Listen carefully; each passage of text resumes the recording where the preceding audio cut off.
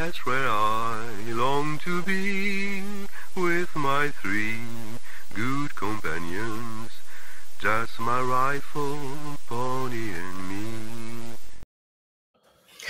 Microciné, bonjour ou bonsoir, ça va dépendre de l'heure à laquelle vous allez découvrir cette nouvelle vidéo. Je suis super content parce que vous savez, j'aime bien renouer le dialogue avec mes invités. Alors là, pour le coup, c'est pas comme tellement il était déjà venu 2 fois pour nous parler de Twin Peaks et d'une part, et d'autre part pour revenir sur un très beau film, une expérimentation. Il avait joué le jeu, Jacques Rivette à Haute-Ouane, et voilà. Et il me propose, enfin, on devait parler d'autres choses et tout, et puis il me propose Moki, et je me dis mais c'est génial, Moki, c'est extraordinaire, et c'est tellement extraordinaire que finalement c'est pas si évident que ça. On va peut-être parler de ça aussi, mais d'abord, avant tout, bien évidemment, comment vas-tu, Paco? Je vais bien. Et toi, comment ça va? Content parce que en préparant cette émission, alors il faut savoir que on a choisi 2 films, enfin un film chacun, non pas qu'il soit peut-être représentatif de l'œuvre mokienne, mais en tout cas à quelque chose qui fait que ce film-là est important pour nous. Et je me posais cette question, c'est horrible. Je suis désolé, je te la pose aussi. Je t'en prie. Est-ce que Moki est oublié aujourd'hui? Non, je ne pense pas. Je pense que Moki est en train de revenir et de revenir très fort. Je vois ça autour de moi. Alors, j'ai pas forcément le bon prisme, mais il y a des rétrospectives de Moki qui se font et il y en a eu une sur Arte et il y en a au cinéma. Il devrait y en avoir une en automne.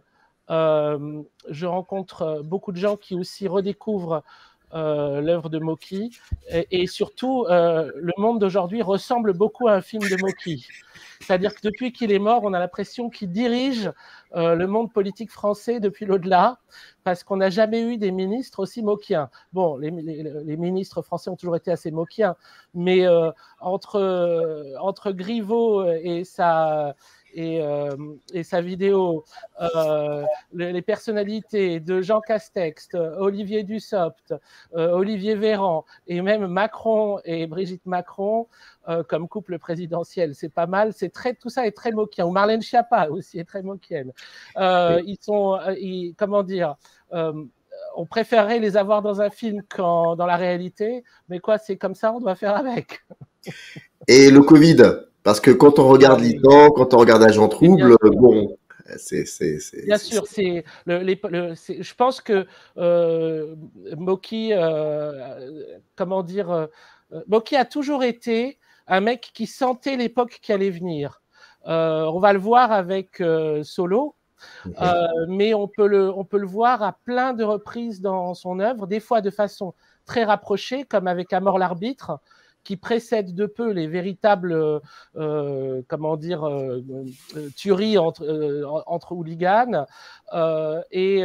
Mais dans chaque film, Ville à vendre, Agent Trouble, même Une nuit à l'Assemblée nationale, même Y a-t-il un Français dans la salle, tous ces films-là, par rapport à la société française, ont toujours été un petit peu en avant de ce qui allait arriver. Et il a des antennes.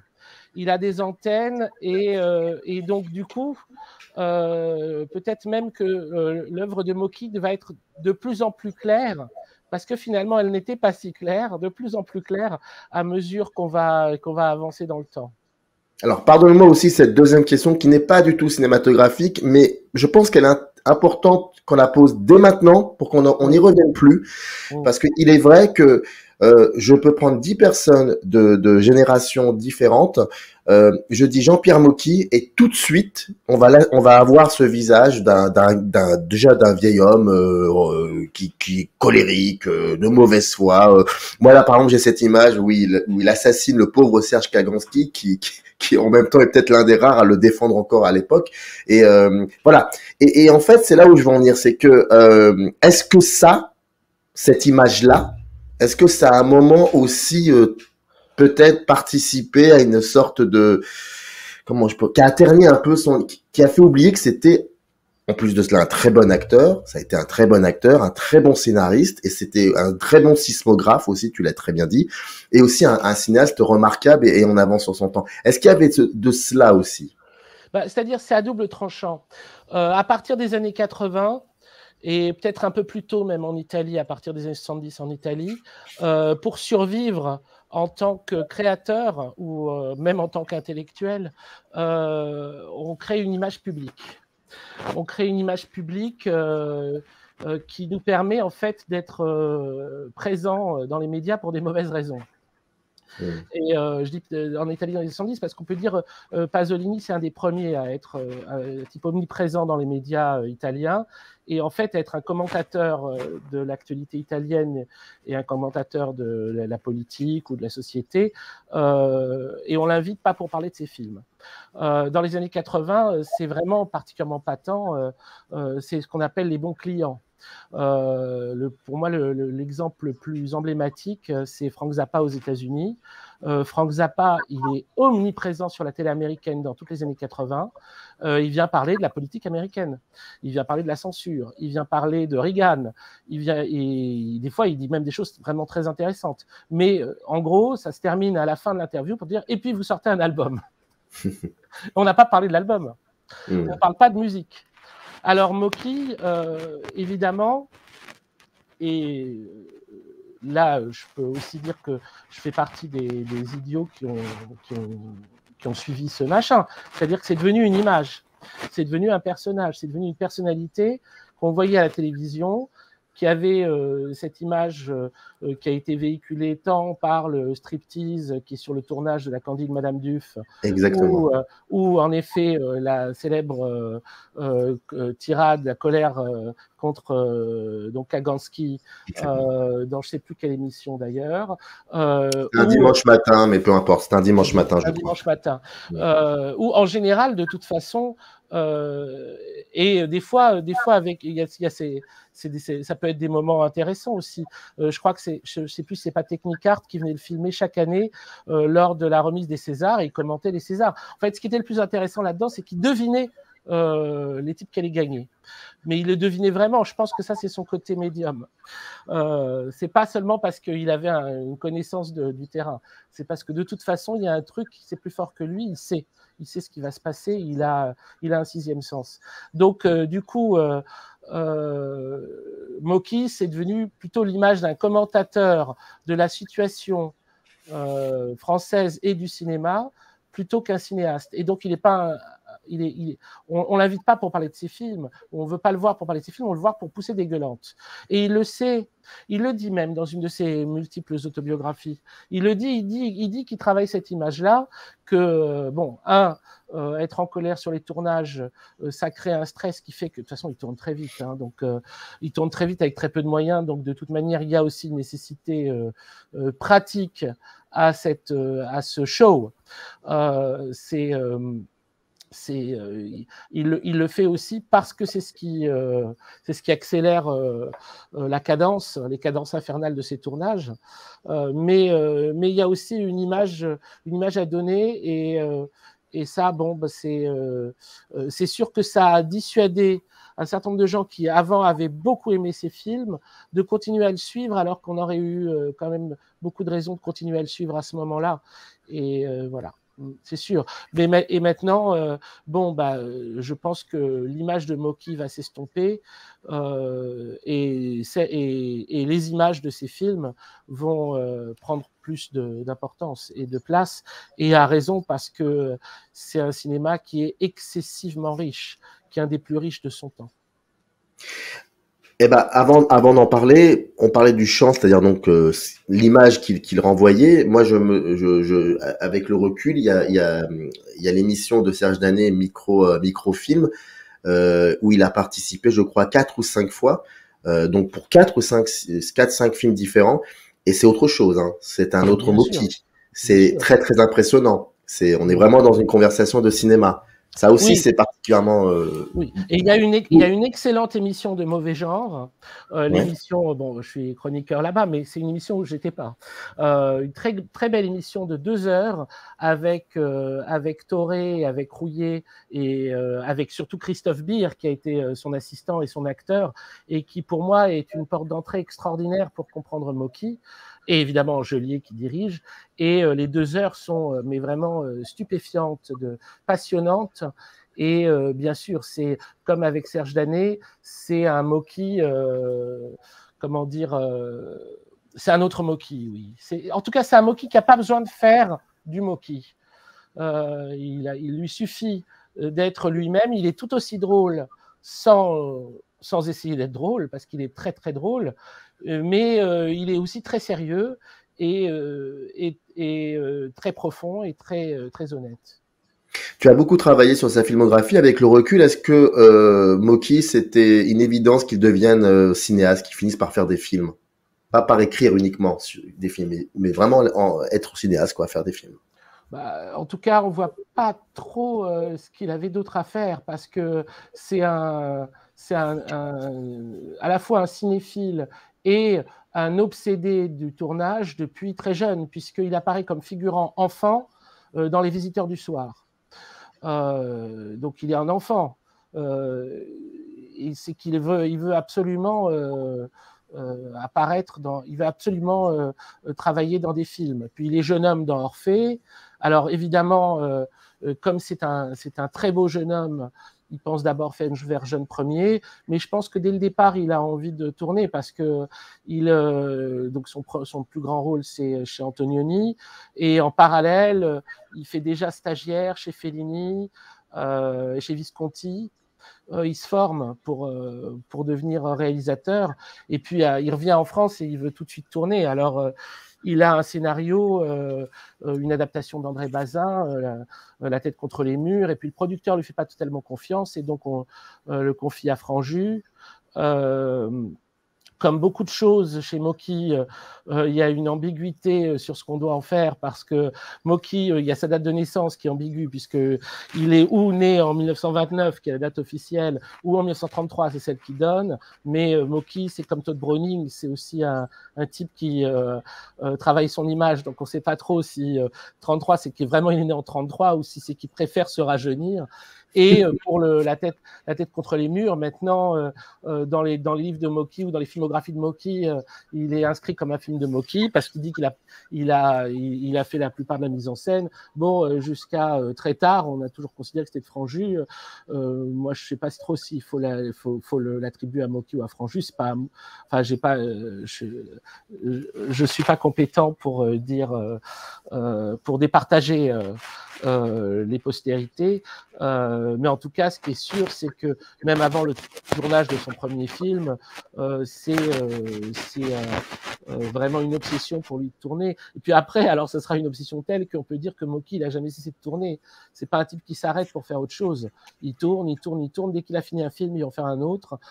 C'en est au point même où j'ai entendu quelques interviews d'acteurs qui se plaignait qu'il ne défendait pas beaucoup les films une fois ceci terminé, parce qu'il est déjà en train de préparer le suivant. Donc, le destin d'un film, après sa sortie, il laisse à d'autres. Lui, ce qui l'obsède, c'est de tourner. C'est de terminer les films. Alors, cette espèce d'acharnement incroyable, il y a quelques équivalences, pas nombreuses. Évidemment, on pense à Balzac. Sa première société de production s'appelle Balzac Film. Il y a sans doute quelque chose de balzacien dans l'idée de faire une comédie humaine.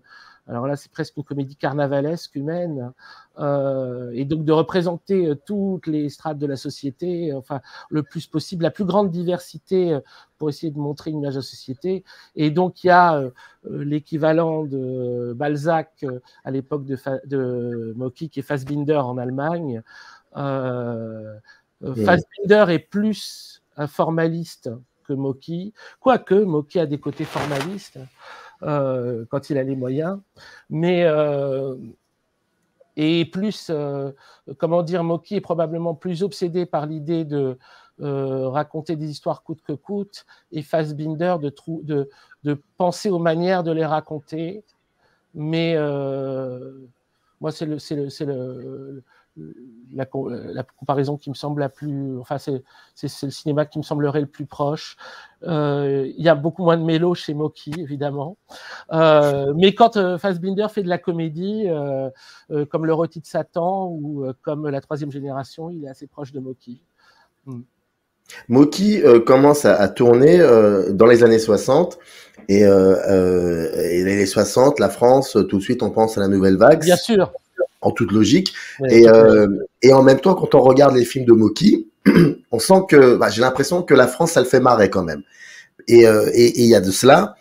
Et puis il y a aussi autre chose, c'est que il a très vite, très vite, il y a un truc avec les actrices et acteurs.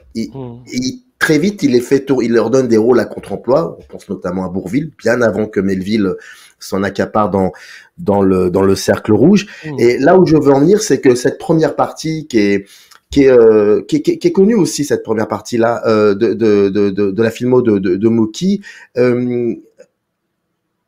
on a tendance parfois à le dire qu'il est un peu à part de la nouvelle vague, mais quand on y repense, quand on regarde sa manière aussi de questionner cette société, de la manière qu'il a aussi de construire un scénario, moi je trouve que c'est assez révolutionnaire, et aussi dans sa manière de faire jouer les acteurs. Alors c'est vrai que quand on regarde les films de la nouvelle vague, c'est pas Pierre Dac, c'est pas Bourvil, mais quand même dans la manière de leur faire jouer, c'est dans la manière de leur faire jouer qui est assez innovateur. Et je trouve que, qu'est-ce que tu penses de cette première période?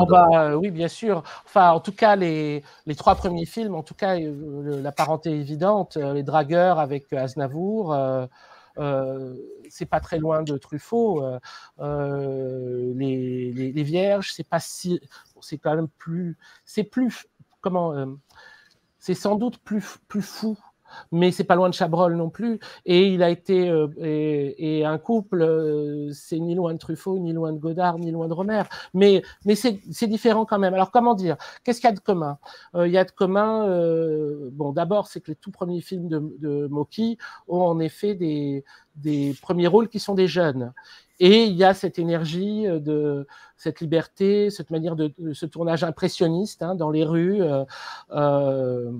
Ils partagent une même admiration très forte pour Renoir, et donc on a une énergie à la Renoir qui se dégage.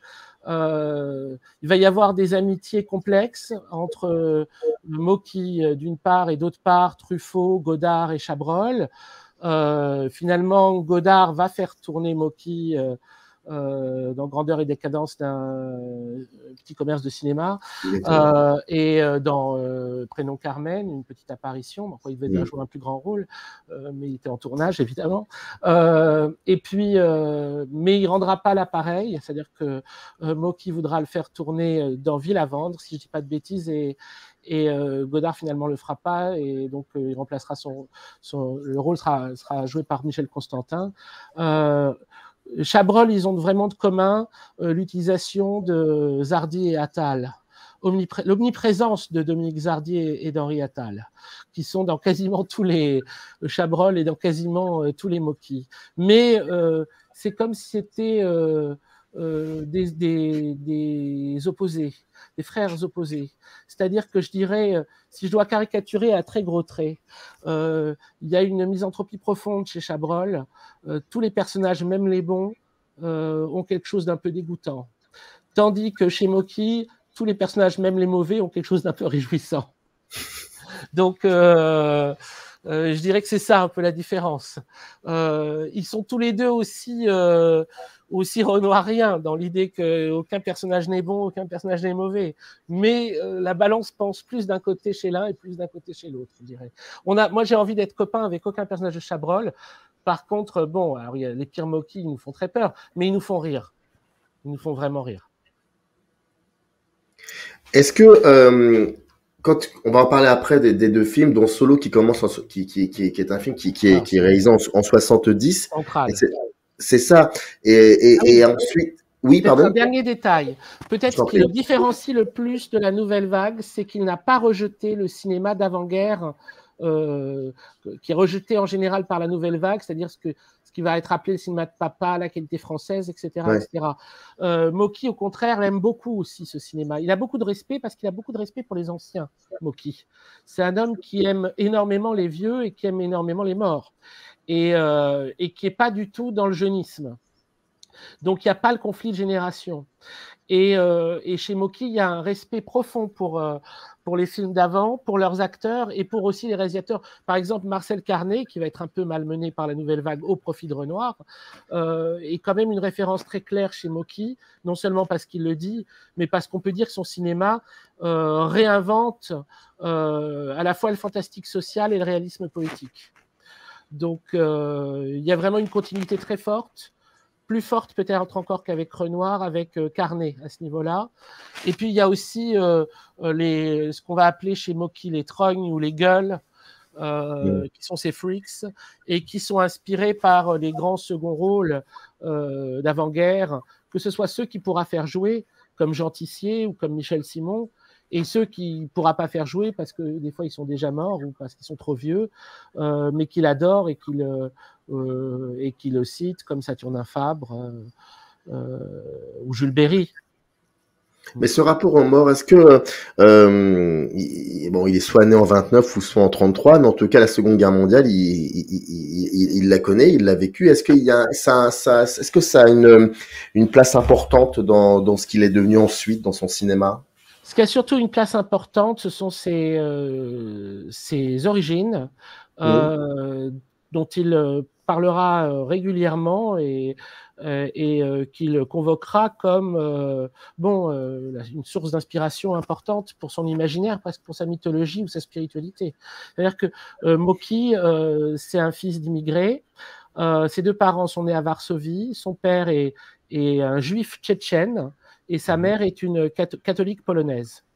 Mais il y a aussi le fond mythique, et on y reviendra pour Litan, parce que c'est vraiment central dans Litan, mais moi je sens dans tous ces films, en particulier par la musique, parce que sa musique, elle est Europe centrale, Europe de l'Est, que ce soit par ses compositeurs, mais par le style, beaucoup de valses, de morceaux à 3 temps, beaucoup aussi de morceaux qui ont des sonorités un peu tziganes, omniprésence des violons qui ont cette sonorité-là, et cette espèce de musique omniprésente, extrêmement entêtante, répétitive, l'impression d'être toujours dans un carnaval ou dans une soirée de bal-concert qui s'éternise, et de bal populaire.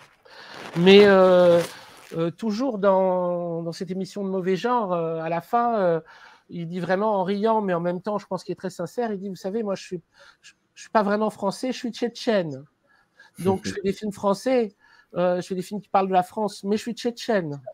Et donc, le côté tchétchène, ça a l'air d'être important pour Mocky. Donc ça, c'est vraiment différent de la nouvelle vague. C'est quand même une énergie, une musique, un univers qui va déterminer beaucoup de choses dans son cinéma et qui fait que ça se mêle tout ça. Parce que chez Mocky, je pense qu'il y a il refuse rien.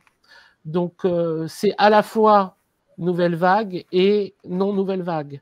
C'est à la fois le cinéma de papa et le cinéma du petit-fils. C'est à la fois les stars, les chansonniers et les gueules. Mais ça aussi par rapport aux stars, on va en parler peut-être quand on abordera le Mocky d'après, mais Solo. Solo est un film de 70. Moi, c'est mon choix. Alors pour plusieurs raisons. Déjà une parce que c'est un film qui m'avait marqué. Je connaissais déjà le Mocky des années 60, donc j'avais été extrêmement surpris par ce film-là. J'avais l'impression que la France ne le faisait vraiment plus rire et qu'il passait à autre chose. Et d'ailleurs, les années 70, ce sera cette autre chose. Et il y a de cela, il y a le fait aussi de le voir jouer dans ce film, ce qui n'était pas forcément quelque chose d'assez évident, même si moi je l'avais connu dans La tête contre l'humain, parce qu'on avait oublié de le dire, mais il joue dans le film avec Aznavour, si j'ai de bonne mémoire, et que c'est un remarquable comédien, c'est un très beau comédien qui fait penser parfois même à Alain Delon aussi sur certaines choses. Et puis surtout, dans la manière de fabriquer un film. Et là, pour le coup, je crois que le verbe fabriquer vraiment prend tout son sens.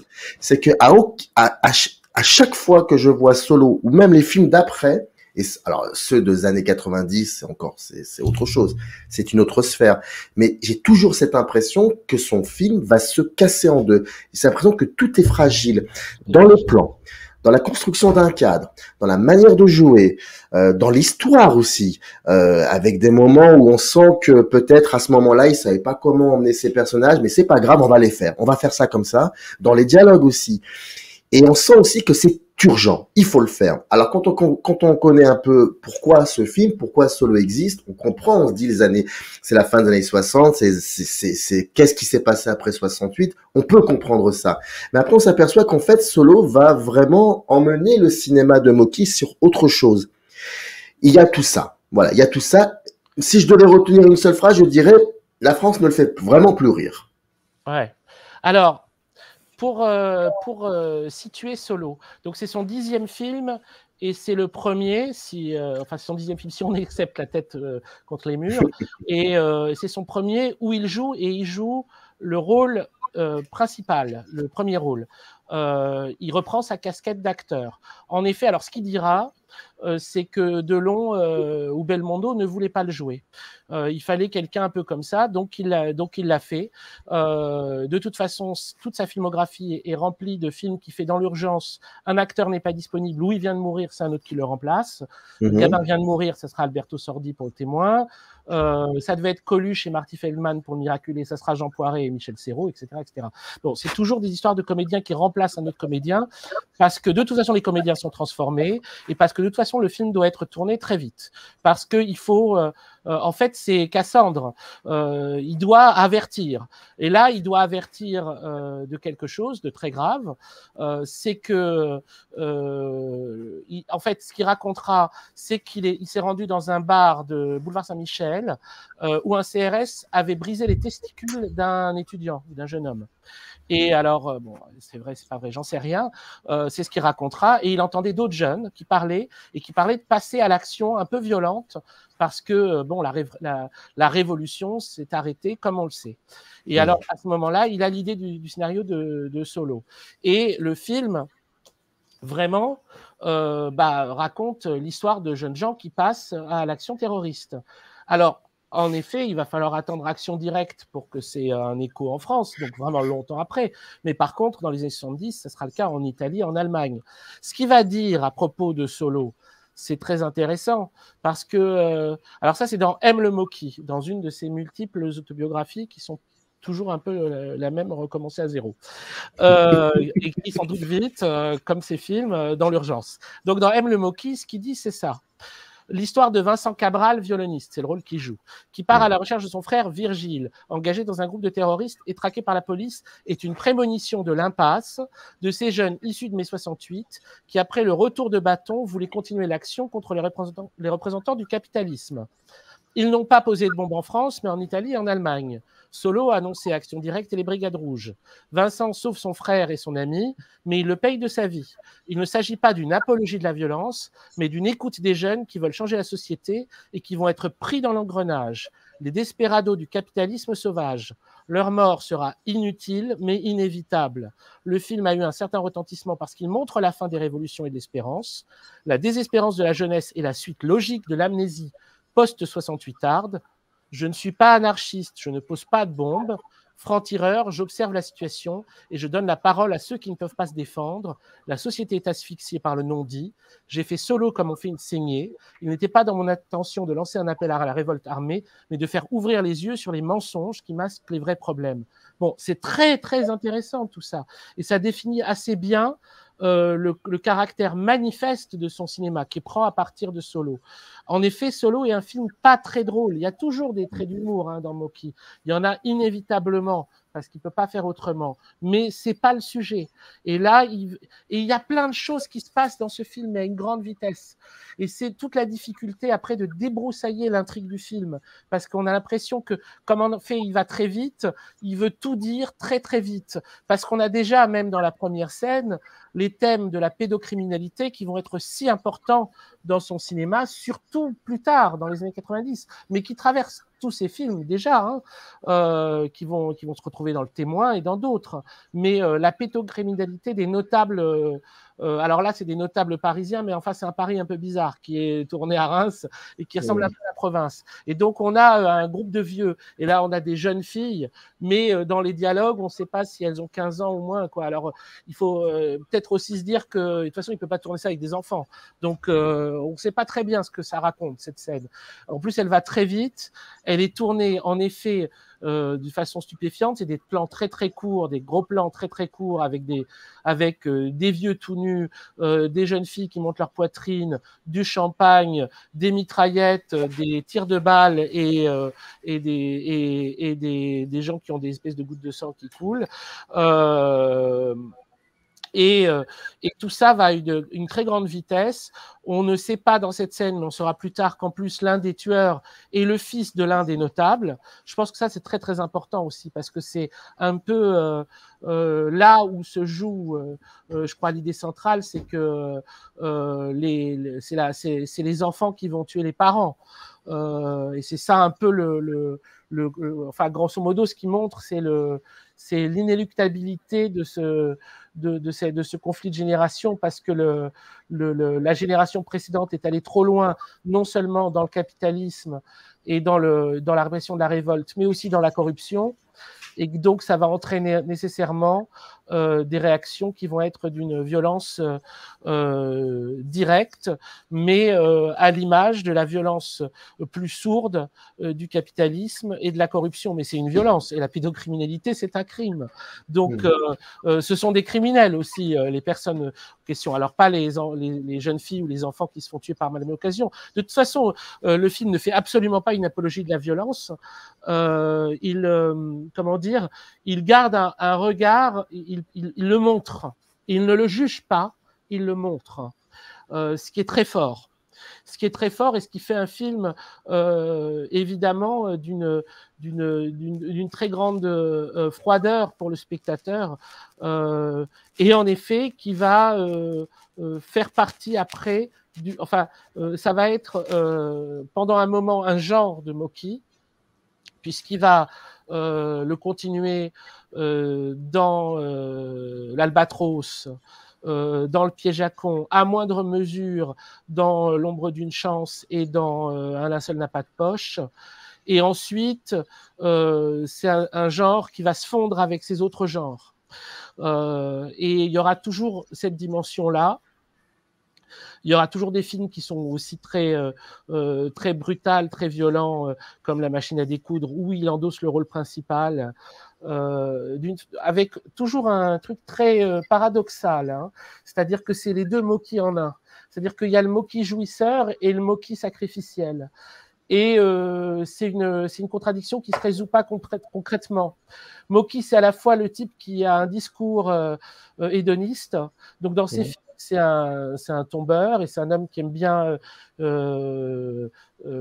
passer un moment avec une femme et faire l'amour avec elle.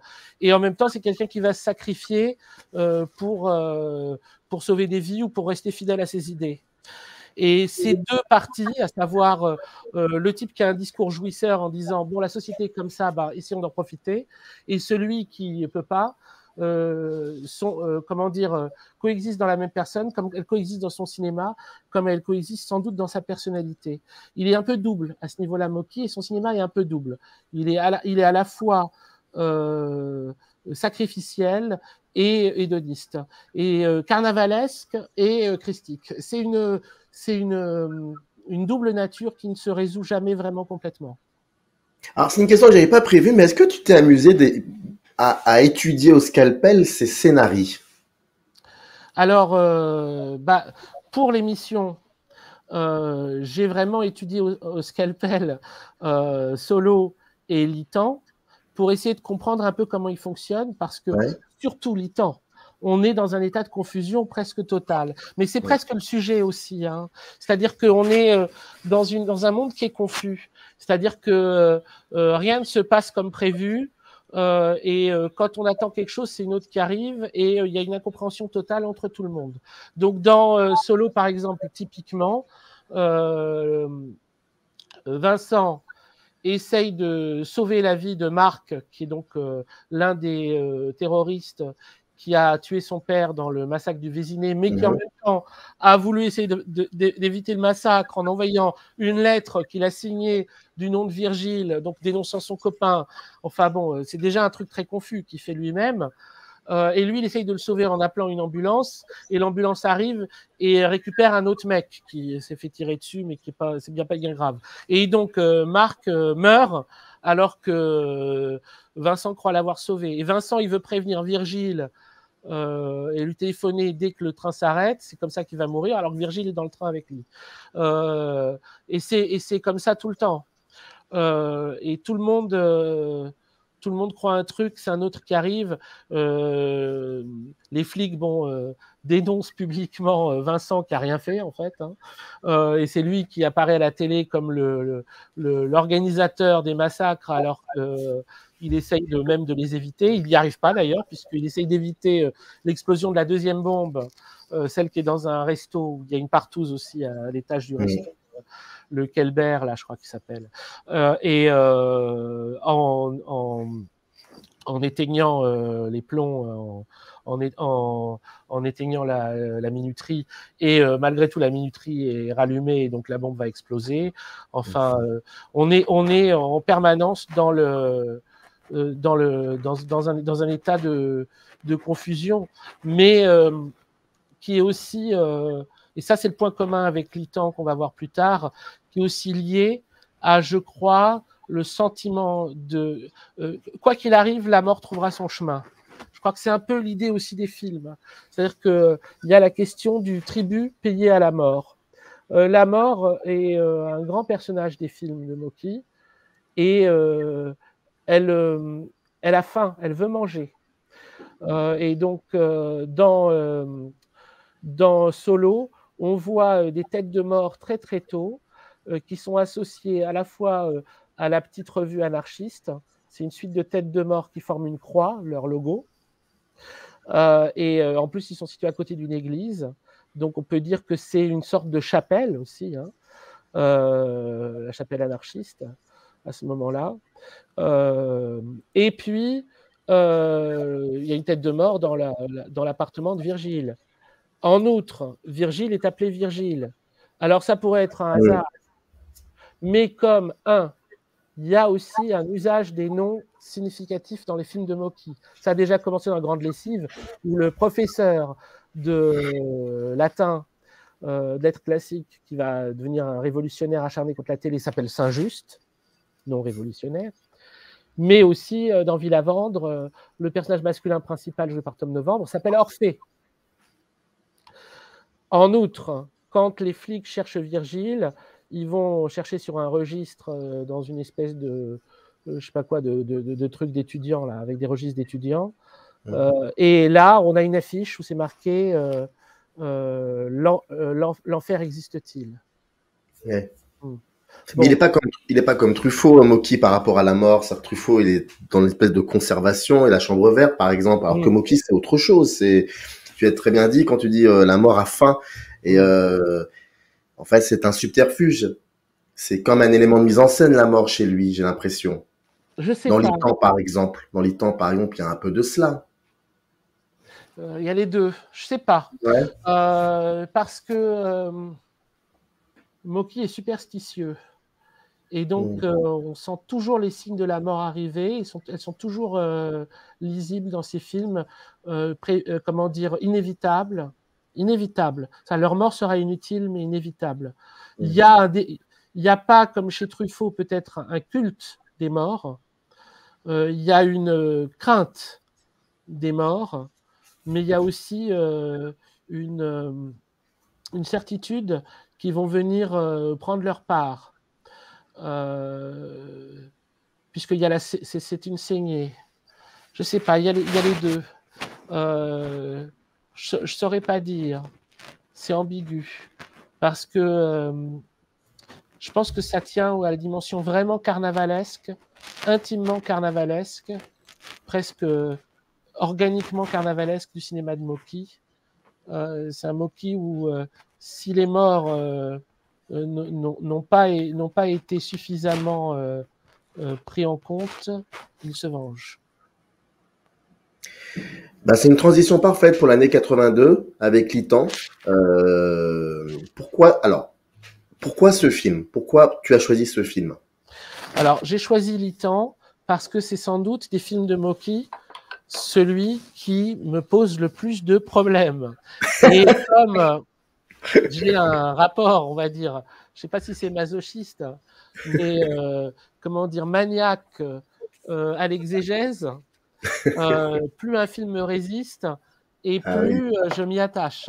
Et donc, Litan étant celui auquel j'ai vraiment rien compris, c'est celui-là que j'essaye de comprendre. Et donc, du coup, parler de Litan, me forcer à le revoir, et je l'ai revu 5 ou 6 fois pour notre émission, ne serait-ce que pour arriver à comprendre, comment dire, il va tellement vite, à voir toutes les strates qu'il y a dans Litan et comment elles se répondent, se conjuguent. Et puis aussi, c'est à la fois une anomalie, parce que même s'il y a du fantastique dans tout son cinéma, c'est le seul film vraiment fantastique. Je m'entends, on a souvent parlé de La Cité de l'Indicible Peur, mais dedans, la Bargasse, c'est quand même un homme déguisé. Donc c'est quand même, il a les codes du fantastique qui va se résoudre un peu comme une énigme policière. Et aussi Noir comme le souvenir, qui du reste fait revenir Litan dans les télévisions des personnages. On a l'impression que c'est les morts qui reviennent, mais malgré tout, c'est aussi une intrigue policière. Donc Litan est le seul qui peut pas vraiment se rationaliser. Donc il est une anomalie. Et en même temps, j'ai l'impression que c'est celui qui est le cœur de tous les autres, qui est l'origin story de l'ensemble de son cinéma, parce qu'il est celui qui renvoie aux souvenirs d'enfance. Le seul qui soit vraiment intégralement attaché à ce qu'il y a de plus archaïque dans la psychologie du réalisateur. Et même si je ne le savais pas quand j'ai vu Litan, je l'ai un peu senti, parce que je me suis dit, premièrement, c'est pas normal, ça ressemble pas du tout à la France. En effet, c'est alors d'abord, c'est une ville imaginaire, Litan, mais c'est une ville qui mélange à la fois la France, il y a des noms anglais parce que ça devait être un film avec une version en anglais, mais bon, il y a des noms anglais, il y a des noms à des sonorités plus ou moins Europe centrale, mais c'est surtout un imaginaire très Europe centrale. Et en fouillant dans les bios de Mocky, alors j'ai eu plusieurs pistes qui l'expliquent. Alors, la première, alors j'ai 2 citations. J'ai bien travaillé. Alors, j'ai une dans M. le Mocky, donc la première version de son autobiographie, où il dit « Quand j'étais petit avant-guerre, ma mère et ma tante m'ont emmené en Pologne pour la Saint-Nicolas, le 6 décembre, dans un grand domaine agricole. Leurs parents étaient propriétaires terriens. Selon la tradition, tous les ouvriers se déguisaient avec des masques de têtes de mort et de monstres et envahissaient la maison principale du maître en poussant des cris, la fourche à la main. Ces souvenirs m'ont inspiré pour Litan, le film fantastique que j'ai tourné, un Halloween polonais au cours duquel les paysans s'insurgent contre leur esclavage. » C'est pas exactement le scénario du film, mais c'est pas grave. Et dans la dernière version, dans Mot qui soit qui mal y pense, ce qu'il dit de Litan, c'est « Son suspense puise directement aux sources des mythes et légendes de mes ancêtres. Enfant, j'étais terrifié par les masques mortuaires et les danses macabres du folklore de l'Europe balkanique et orientale. Je me passionnais pour les histoires de cimetières crépitants de feux follets et de cercueils griffés par des morts qui ne l'étaient pas. J'estime que le fantastique relève du rêve, au sens propre du terme, un rêve que n'importe qui peut faire la nuit et se rappeler au matin en découvrant toute la puissance irrationnelle. » Bien. Alors, avec ces éléments, on comprend que Litan, c'est le rêve de Mocky, c'est le rêve de l'enfant Mocky. Alors, c'est une sorte de fiction où, dedans, dans un scénar qui tient de beaucoup de genres à la fois, comme souvent, et qu'il a fait avec un maître du genre, puisque c'est un journaliste très important, Jean-Claude Romer, qui avait créé Midi Minuit et qui avait interviewé Mocky dans Midi Minuit et qui était ami avec Mocky, qui avait fait des petits rôles dans certains de ses films, etc. Et qui lui avait demandé de faire un film fantastique. Et quand Mocky a fait vraiment un film fantastique, il l'a écrit avec Jean-Claude Romer.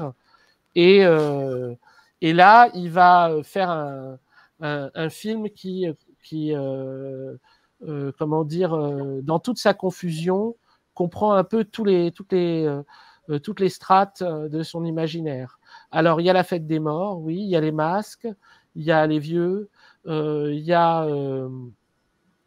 aussi, comment dire, le rêve prémonitoire, la prémonition, qui je crois est vraiment une dimension assez centrale dans comment dire, la psychologie de cinéaste. Je ne parle pas nécessairement de l'homme, mais de ses films tels qu'on les voit, donc les morts annoncées. Et il y a aussi un romantisme fou, qui est aussi une des natures de Mocky. On n'en a pas parlé pour Solo, mais le personnage de Solo est aussi un romantique. Ça avait été vu dès sa sortie, qu'il y avait une dimension romantique dans Vincent, ce violoniste soliste, cet homme seul en fait, hein, cet homme seul qui voit ce que devient la société, qui essaye de la dénoncer un peu tout seul et qui va en mourir, qui va s'en sacrifier. Et dans Litan, c'est l'utopie minimale de Mocky qui est la fusion amoureuse, parce que même dans Solo, le moment où Solo cesse d'être Solo, c'est quand il va faire l'amour avec Annabelle, qui a un prénom d'ailleurs dans Solo, on y revient, un prénom chargé parce que c'est un prénom de personnage de Edgar Poe. Donc c'est quand même aussi un amour fusionnel, l'amour avec la sœur. Alors c'est pas sa sœur, et c'est même pas la petite amie de son frère, mais c'est une amie de son frère qui devient une sorte de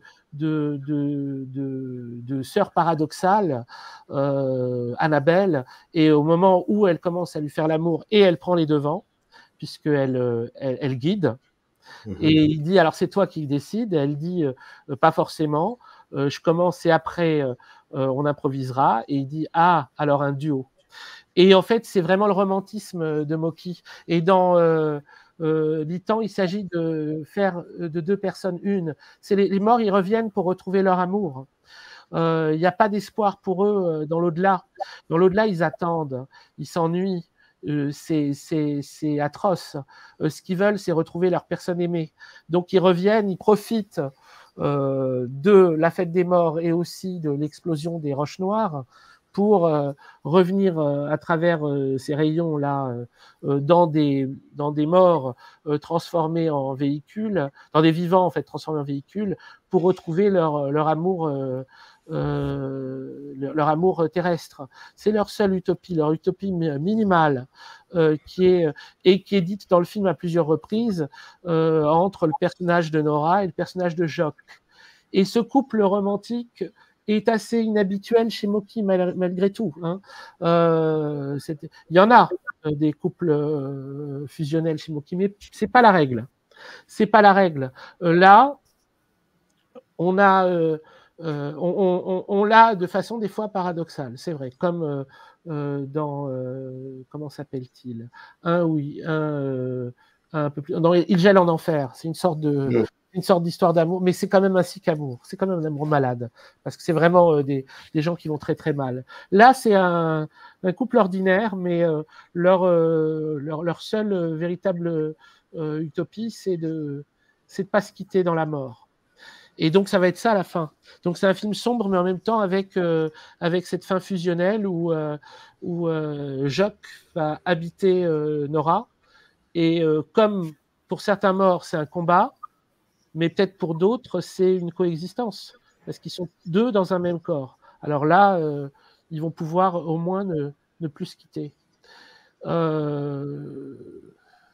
il y a aussi cette fausse, parce que c'est pas forcément ça le plus important dans le film, il y a aussi ce rapport, cette intrigue un peu policière, thriller, avec le rapport à l'empoisonnement. Est-ce que ça, finalement, est-ce que ça a vraiment son importance dans le film, ça? Aussi, parce que rien, je dirais qu'il n'y a rien qui est secondaire. Il n'y a pas de fausses pistes chez Mocky. C'est que des vraies pistes. Il n'a pas le temps de faire des fausses pistes. Il dit tout en un.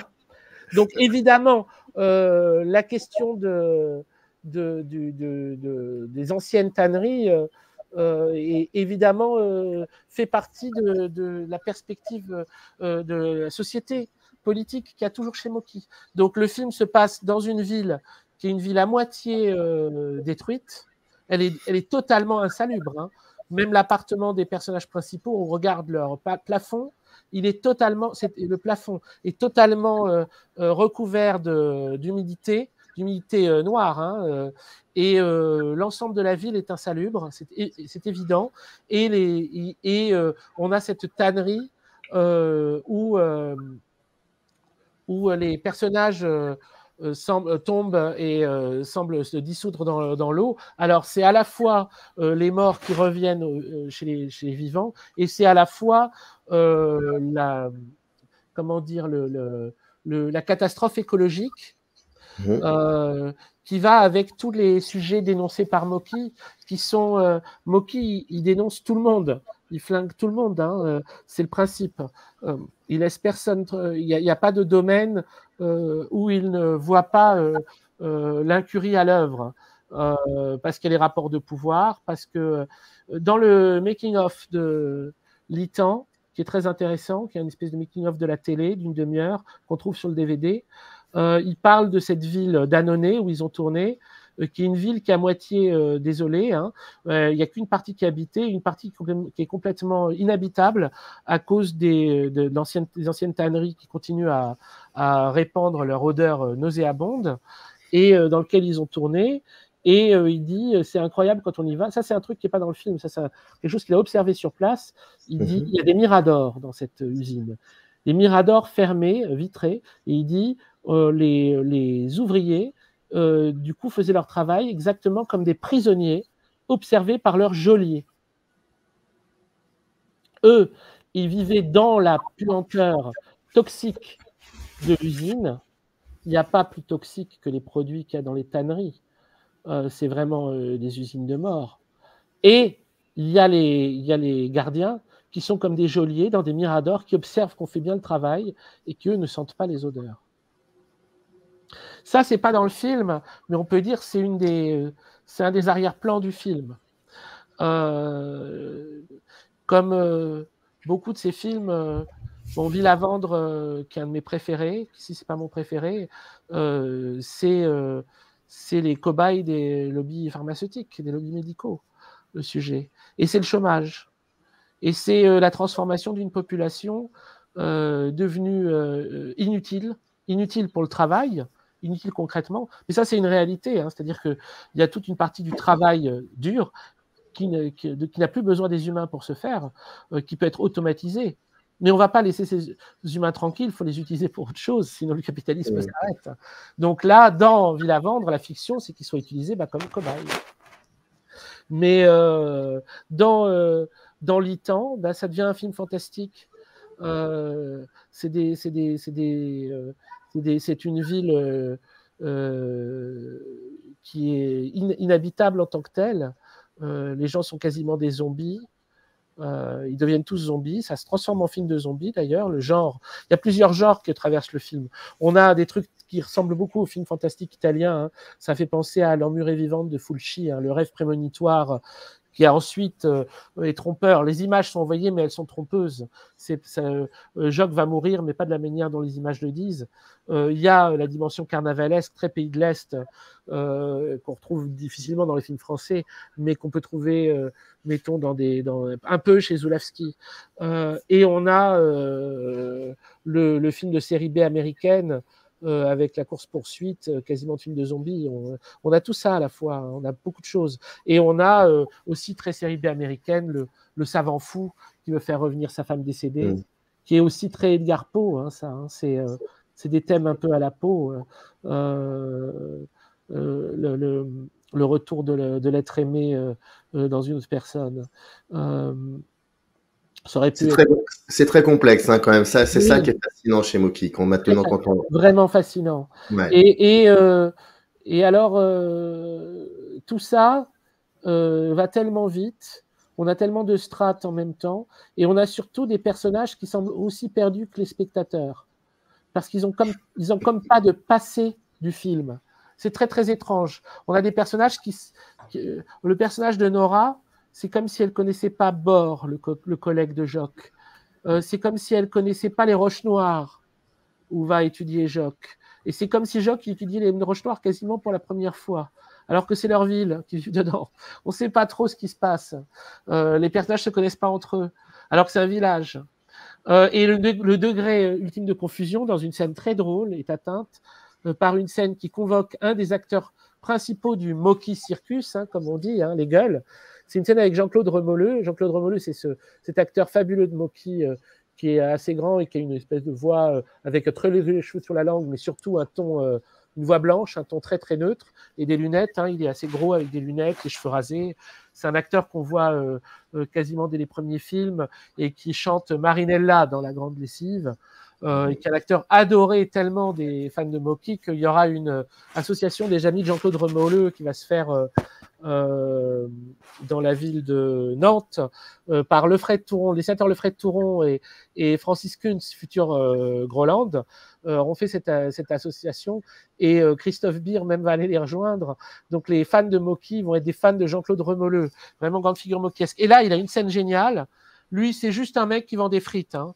Il n'y a pas un gros rôle, il n'a jamais des très gros rôles. Mais là, il a une scène importante parce que le flic qui enquête et qui en fait enquête mal comme tous les flics de Mocky et qui poursuit les héros, il cherche donc la brune. La brune, c'est Marie-Josée Nat, c'est Nora, et il arrive devant une femme qui parle en patois. Et en fait, elle parle en patois. Et lui, il ne la comprend pas. Il dit, ah, c'est du patois, est-ce que quelqu'un peut le traduire? Et on a Remoleux, qui s'appelle dedans Thiraudet, qui est donc le vendeur de frites, qui dit, moi, je comprends.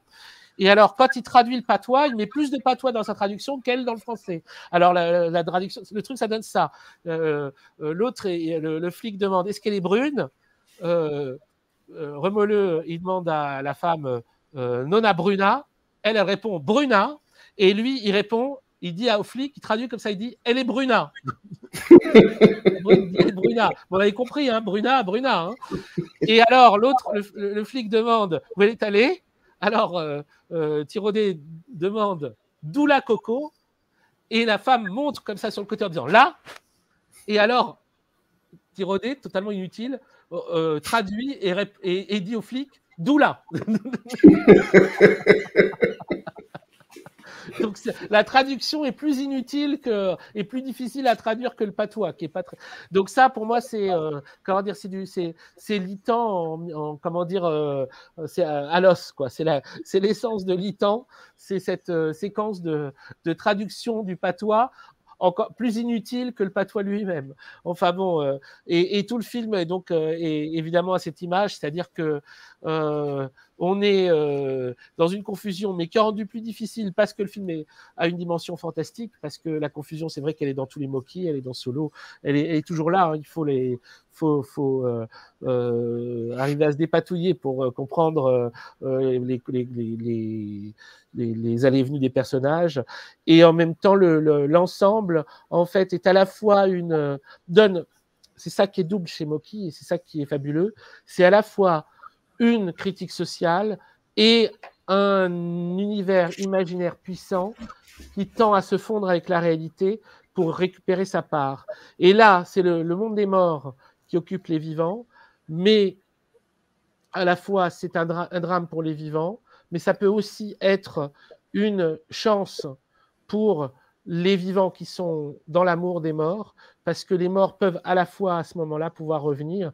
Et le cinéma de Mocky, tellement plein de ces convocations de cinéastes disparus. On voit aussi toujours ses influences dans les films à des moments ou des autres. Hein. Et là, les scènes dans l'hôpital aussi rappellent Orson Welles. Bon, il a le chef-op d'Orson Welles. Il a c'est comment il s'appelle, Edmond Richard. Alors, je l'avais noté. Allez, c'est du direct. Hein. Oui. Mince. Ah, c'est dommage. Non, mais je vais le retrouver, je l'ai noté aussi. Edmond Richard, c'est ça. Que Mocky a rencontré sur le tournage du procès d'Orson Welles, où jouait Remoleux, qui est la première grande apparition de Remoleux à l'écran, c'est chez Welles. Et donc, Edmond Richard a une importance pour Mocky, il va devenir beaucoup son chef-op.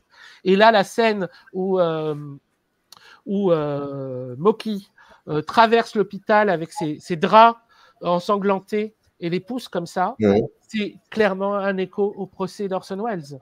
c'est les scènes de labyrinthe au milieu des endroits. Là, dans l'hôpital, on a un labyrinthe, comme dans un tribunal chez Orson Welles, on a un labyrinthe. Et les lieux se fondent. L'hôpital est à la fois un hôpital et un hôpital de fous. Et les fous prennent le pouvoir, évidemment, puisque de toute façon, c'est réversible. De toute façon, les infirmiers étaient fous. Et le docteur est fou. Donc, on a cette espèce de fusion des lieux. Le film, comment dire, continue à convoquer Orson Welles comme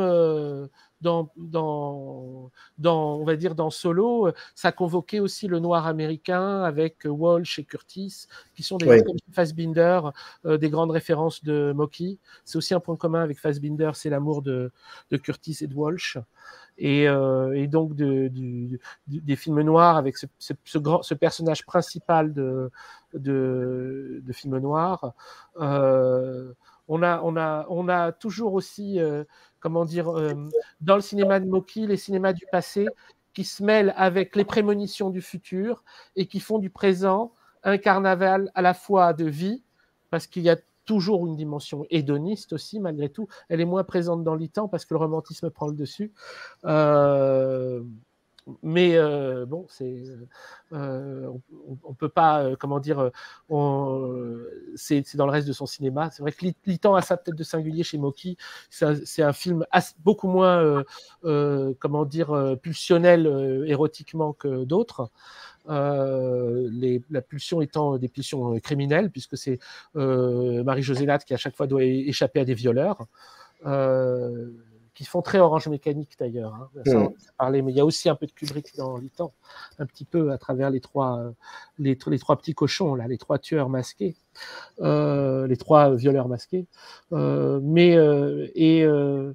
Et tout ça, c'est tout ça le cinéma de Mocky. Alors dans l'Itan, il est à l'os, je dirais, et dans le reste de son cinéma, il s'étend et il remplit des fonctions différentes à travers des genres différents qu'il traverse, le polar, la comédie, la bouffonnerie, l'espionnage, la poursuite, etc.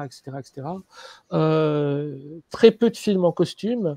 En général, le cinéma de Mocky se passe dans le présent. Très peu, je ne sais même pas s'il y en a des films en costume. J'en ai aucun qui me vient en tête. J'ai pas souvenir. Alors les derniers, c'est vrai que sont un peu compliqués, sont difficiles d'accès, mais je pense pas. Il y a des raisons concrètes pour ça, c'est que comme il est plus ou moins son chef déco, il doit trouver la déco lui-même. Il remplit le truc c'est le bricolage aussi, il est là. Hein. Il est dans les décos, elles sont incroyables dans l'Itan. L'appartement des héros, il y a une espèce de statue avec une tête de daim qui a vraiment aucun sens. Et dans la cour, on a une sorte de sauterelle géante. C'est fou. Oui. Et tout ça participe vraiment de la joie moquiesque. C'est que les décors ont été sans doute trouvés dans des puces quelques jours avant ou ont été conservés dans des dépôts avant tournage. Et donc c'est le bricolage, mais c'est l'esthétique, c'est la poétique du brocanteur. Il a un côté apollinaire. Mocky, c'est jamais totalement indépendant de ses sources poétiques qui sont à la fois les humoristes du passé, qu'on retrouve chez les chansonniers, mais qui continuent à l'habiter, qu'il cite dans ses autobiographies, Alphonse Allais, Alfred Jarry, etc. C'est vraiment l'esthétique, la poétique du brocanteur, très apollinaire, surréaliste aussi ancienne, et d'où viennent aussi ces scénaristes du début, comme Raymond Queneau et tout ça. Et tout ça coexiste dans son cinéma et en fait son incroyable singularité. Et aussi, je crois, c'est vrai qu'il n'y a aucun cinéma qui ressemble à Mocky. Il fait écho à beaucoup, mais aucun ne lui ressemble. Et il a encore beaucoup à nous apprendre. Et surtout, il nous apprend une vertu rare, je dirais, c'est que l'acharnement, c'est la vie. Et il faut être acharné.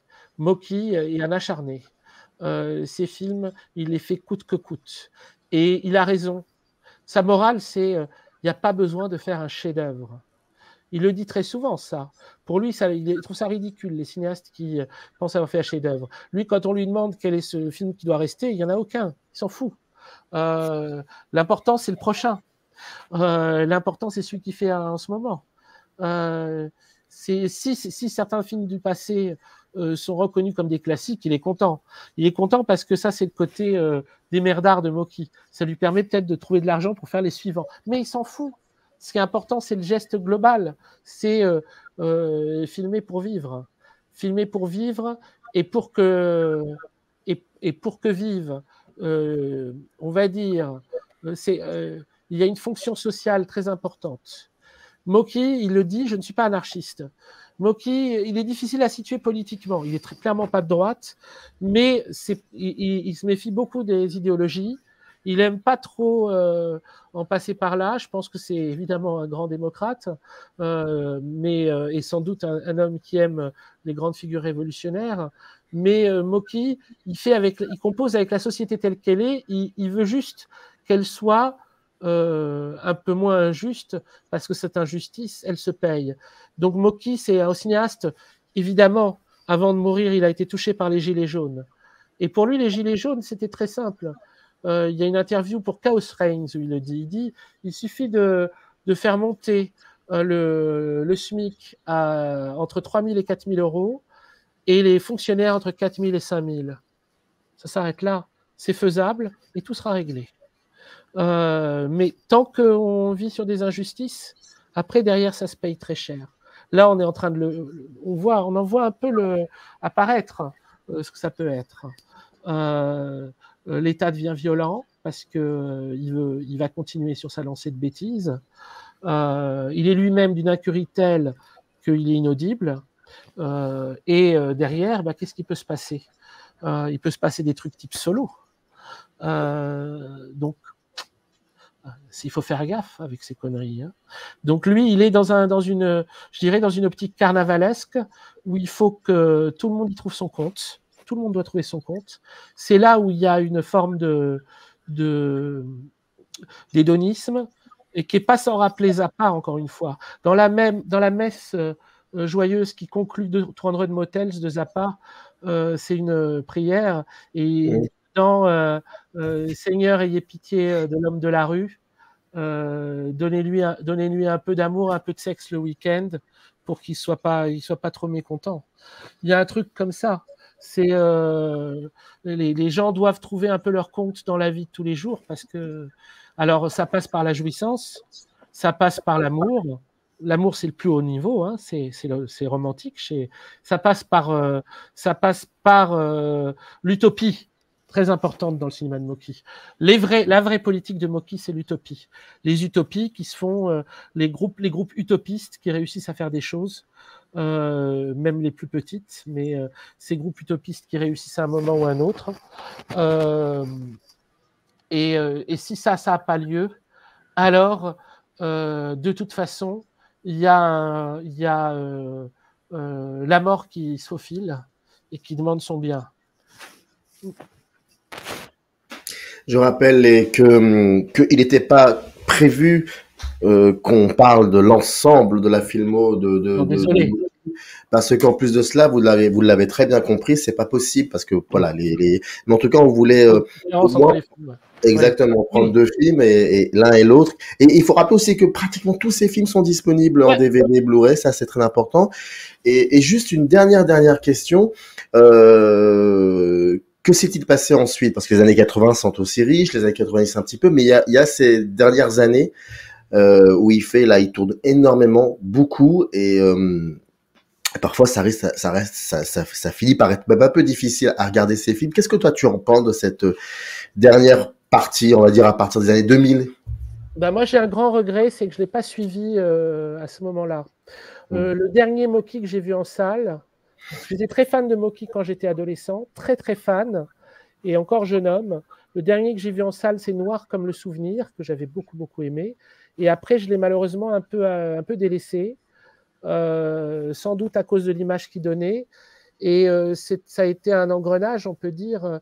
Il a voulu être de plus en plus indépendant parce qu'il a eu beaucoup de déceptions certainement liées à sa profession et et à la difficulté de faire des films, ça coûte cher, on n'est pas aidé, et puis qu'est-ce qu'on fait, etc.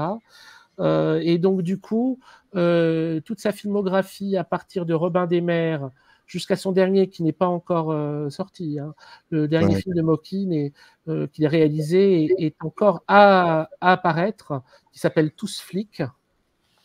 Vaste programme, et qui est au moins aussi grande que tous ceux qu'il a fait, et fait avec des moyens bien inférieurs. Donc le fait qu'ils soient faits avec des moyens bien inférieurs, évidemment, le film en pâtit, parce que la fragilité d'avant tenait quand même à les bons castings, les moyens suffisants pour pouvoir faire quand même un peu de déco, un peu de tournage, un peu de film, etc. Mais il y a toujours quelque chose. Alors, Robin des Mers, en fait, c'est un chef-d'œuvre. J'ai découvert beaucoup plus tard. Donc, c'est le premier qu'il fait avec très peu de moyens, mais il est extrêmement bon. Et on a des même si le terme ne va pas avec Mocky, qu'il n'aime pas ça, on a en tout cas des films qui valent vraiment le coup d'être vus dans la dernière partie de son œuvre. À répétition, on a des films qui valent vraiment le coup d'être vus. Mais c'est des films qui sont faits très vite, avec, on va dire, une économie plus de téléfilms. Et donc, on les différencie pas bien, à part qu'ils sont un peu plus longs, des Mr. Mocky qu'il a réalisé pour la télévision. Il y a cette énergie-là. On voit que c'est fait très vite, il y a moins de décors, il y a moins d'acteurs, et puis les acteurs clés de Mocky meurent progressivement les uns après les autres, donc on a moins de ces et des stars qui aimaient se mêler au cinéma de Mocky, parce qu'il en a trouvé beaucoup moins dans les générations suivantes, des stars qui ont voulu jouer avec Mocky, ils avaient peur de lui, ceux d'avant n'avaient pas peur de lui, et aussi de ses gueules, il en est resté un certain nombre, il y a un Mocky Circus de la fin, mais évidemment,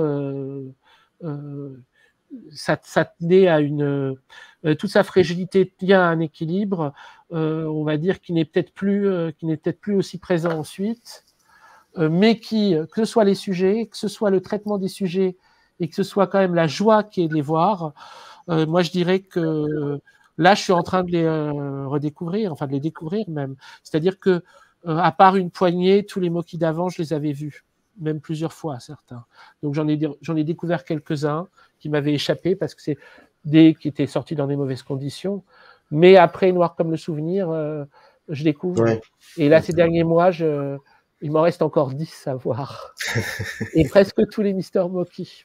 Et presque tous les Mr. Mocky. Ah oui, non, mais j'ai encore, il me reste 10 heures de Mocky, encore, ou 12 heures de Mocky à découvrir. Ça doit être J'aurais peut-être d'autres choses à dire. Peut-être que ça va beaucoup me décevoir, mais je crois pas.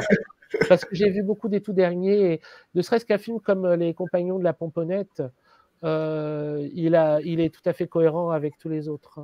Et il vaut le coup d'être vu. Alors, il n'y a peut-être pas un casting aussi. Mais quoi, moi, je trouve qu'il est bien aussi. Enfin, ça ne me dérange pas. Ça me va. Ça dépend ce qu'on cherche. Un cinéma, ça peut être plusieurs choses.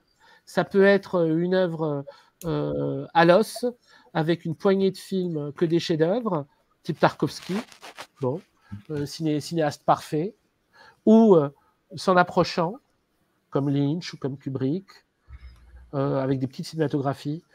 Et encore dedans, il y a des films qui sont moins bons, malgré tout. Ou ça peut être un cinéma très copieux, comme Renoir. Et Renoir, il y a des films qui sont moins bons. Il n'y a aucun doute, tout le temps. Et à la fin, il y en a qui sont vraiment moins bons. Et puis il y a des films aussi qui ne sont pas du tout très bons, d'ailleurs. Ils ne sont pas du tout bons chez Renoir. Voilà. Et c'est pas grave. Et c'est pas grave parce que c'est le geste total qui compte. C'est-à-dire qu'il a besoin de ça. C'est une énergie, il a besoin de ça. Il est fait.